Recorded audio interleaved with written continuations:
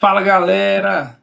Setúbal na área para falar um pouco sobre, infelizmente, a nossa derrota no jogo de ontem contra o Palmeiras, a segunda derrota seguida do Campeonato Brasileiro e uma derrota muito parecida com a primeira derrota, ainda no meio da semana passada, contra o Atlético Mineiro. Bom, nós já conseguimos ver certas coincidências do jogo do Roger Machado em todos os times que ele passou. Um time que tem muita posse de bola, um time que toca e não finaliza. Sofremos isso no jogo contra o Atlético Mineiro e sofremos isso no jogo contra o Palmeiras. Muito bem. Além disso, soma-se ao fato de que o time do Palmeiras é melhor do que o time do São Paulo. Temos chances de vencê-los? Toda vez que a gente entra em campo, a gente tem chance de ganhar e de perder. É assim o futebol. Mas, logicamente, hoje, no momento, o time do Palmeiras é melhor do que o nosso. Porém, há uma característica nesse time do Palmeiras, nas 3 partidas de 2026, que comprova os resultados, né? As 3 derrotas que tivemos contra eles esse ano. Que é o quê? O time do Palmeiras sabe jogar contra o time do São Paulo. Por quê? Bom, o Crespo jogou muito no 3-5-2, que é muito estigmatizado no Brasil e sofre muito preconceito. Quando, na verdade, é apenas um esquema de jogo. Desde que funcione, está valendo. E eu acredito que com o time que temos, o elenco que temos, o 3-5-2 é a melhor forma de jogarmos. Porque se você observar bem, meu caro amigo, você vai perceber que a gente só tem criação de jogo pelas laterais quando os nossos laterais estão lá dentro. Se a gente joga no 3-5-2, os nossos laterais vão jogar metros à frente. Então eles vão conseguir chegar ao ataque mais rápido, surpreendendo a defesa. Tendo em vista que nós não temos pontas no elenco. Nós não temos um elenco recheado de pontas. Não é que nós não temos pontas. Nós temos. Nós temos o Ferreirinha de um lado. Nós temos o Luca do outro. Mas só tem eles. Não tem 2, 3 na posição. Na verdade, a gente tem 1, 2 para cada lado. Assim, de um lado tem 2, do outro lado só tem 1. Então, não tem ponta. Como que a gente vai fazer jogada pelas laterais se a gente não tem? A gente não tem nem meias abertos para isso, porque todos os nossos jogadores de meio de campo jogam na faixa central do campo. Danielzinho, Bobadilha, Marcos Antônio, que são, né? Então, assim, o Palmeiras congestiona no meio, o São Paulo lança seus laterais, adianta as linhas, e aí sai o primeiro gol. E vários lances que o Palmeiras podia ter feito 3, 4 ainda no primeiro tempo, com a mesma jogada, porque os nossos laterais estão lá em cima, porque eles têm que ficar lá em cima, porque senão não tem jogada. Simples. E aí, defensivamente, como que o Palmeiras se posta? Marca os nossos laterais com seus pontas ou meias, os jogadores mais abertos deles da fase de ataque, que é John Arias, Murilo, Alan, marca com eles lá em cima, pá! E os laterais ele segura lá atrás, antes até que a linha de zagueiros, em vários momentos.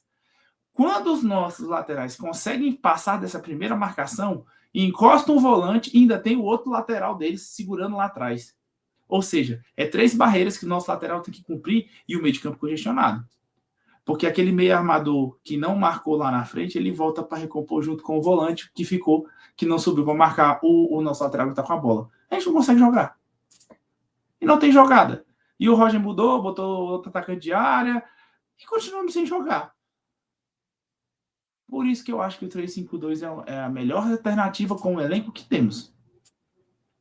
Não sou contra o 3-5-2. Não sou contra o 4-4-2, sou contra... Mas nós não conseguimos jogar com essa formação. Nós vamos continuar perdendo para o Palmeiras. E se outro técnico inteligente for observar o jogo, é só montar o time igual que a gente vai ter dificuldade. Podemos vencer um ou outro jogo? Podemos. Mas eu acredito que vai ser mais complicado. Então, isso é uma característica do nosso time. Nossas jogadas são centralizadas.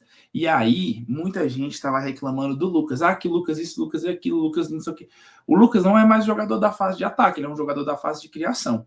E os jogadores do mundo que jogam de meias armadores, eles são jogadores que sofrem mais faltas, entendeu? Que erram mais passes, porque os passes deles são passes decisivos, que perdem mais a bola, porque eles conduzem a bola passa o tempo todo no pé dele, entendeu? São jogadores que têm mais essas características, mas que uma hora ou outra arranja uma jogada, faz uma triangulação e desenvolve a partida, que é o que o Lucas tem fazendo. Mas a torcida do São Paulo tem reclamado muito do Lucas. E uma coisa que eu sempre falo, se tá ruim com ele, é pior sem. E ontem a gente observou, o Cauli não dá conta de jogar ali.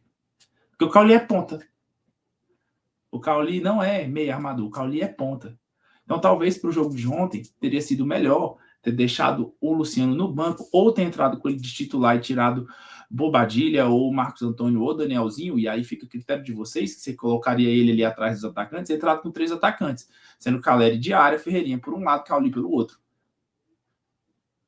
Talvez a gente tivesse uma variação. Mas o Roger não está tentando isso. E o time piorou com ele, que a gente já esperava. Todos nós, torcedores, esperávamos uma piora com o Roger Machado, e está piorando.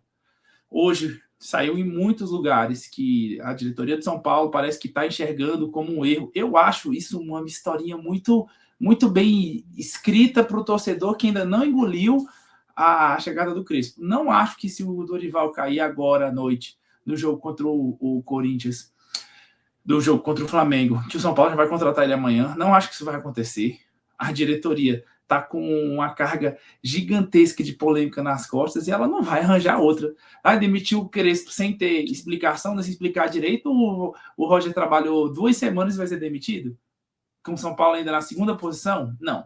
Acho que isso é muita historinha e o torcedor que está caindo nisso tem cabeça fraca.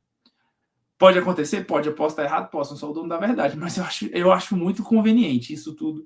E eu acho que se fizer isso, é um atestado de incompetência mais um dessa diretoria.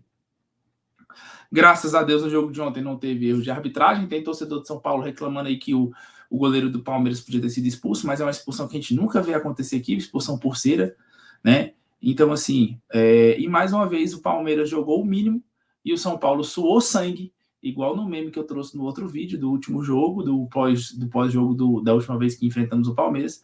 São Paulo suou sangue, deu a vida e o Palmeiras jogou só o mínimo suficiente para vencer a partida, porque é um time superior. Precisamos melhorar, precisamos investir, precisamos mudar o esquema de jogo, que é um esquema de jogo extremamente previsível, com os nossos laterais e essa jogada por dentro. Tem funcionado com o Crespo, funcionou, acho que muito mais na base da sorte e tal. É um jogo muito previsível, mas se essa previsibilidade de entregar os 45 pontos, que eu ainda acredito que é o torneio de São Paulo, tá ótimo. Bom, curte, comenta, compartilha, me diz aí o que você acha, mas não se esqueça. Repito o que eu trouxe no vídeo passado, antes da gente encerrar. A comissão técnica do Palmeiras é a única comissão técnica que está procurando problema com a arbitragem. Ontem mesmo, após o jogo, o auxiliar do Palmeiras foi falar de arbitragem e colocar mais um pouco de pressão em cima da arbitragem. Estamos em março e é o único time que está fazendo isso, querendo ganhar o campeonato no apito. Beleza? Me diz aí sua opinião. O que você acha? Você pensa igual a mim? Bom, se não, quiser me ofender, ofenda com respeito, mas deixa aqui sua opinião. Valeu, galera. Um abraço. Até o próximo vídeo. Boa noite. Boa semana para todos nós. Tamo junto. Vamos, tricolor.